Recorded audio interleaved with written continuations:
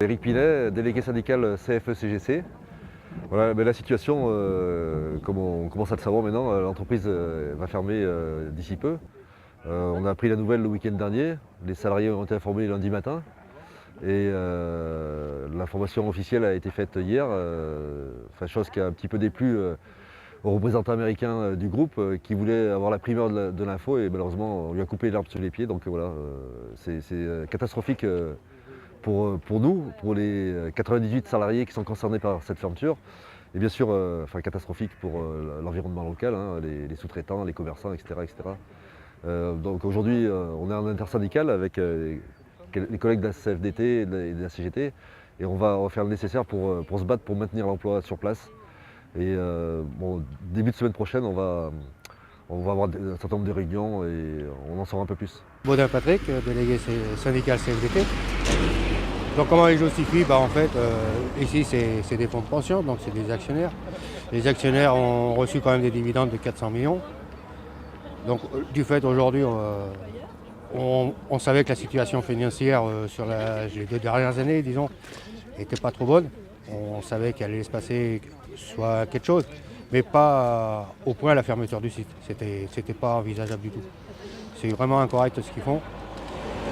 Ils mettent 85 personnes dehors, voire 98, pardon.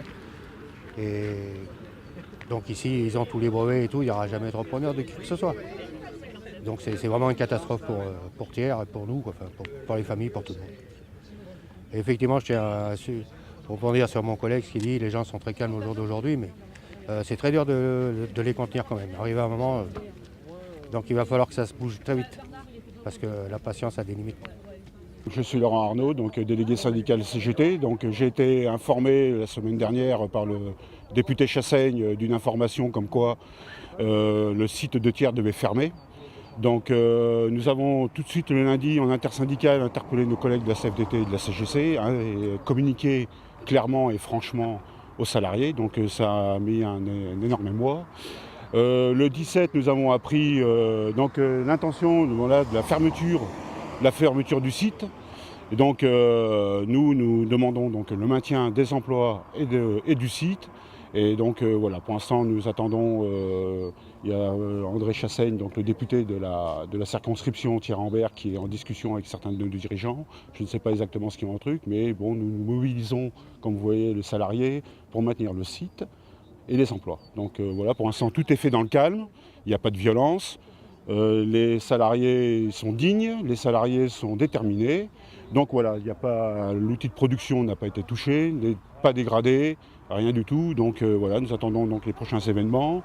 Nous sommes en contact avec le député. Il y a un comité de soutien qui va se mettre certainement en place à la mairie. Et c'est vrai que pour le site de Thiers et la région de Thiers, c'est une catastrophe industrielle. Après avoir connu celle de Malinjoux qui a sorti plus de 500 salariés en quelques années. Donc voilà, aujourd'hui, le mot d'ordre, c'est le maintien du site et le maintien des emplois. Pour l'instant, c'est tout ce que je peux raconter. On verra les différentes actions que nous mènerons.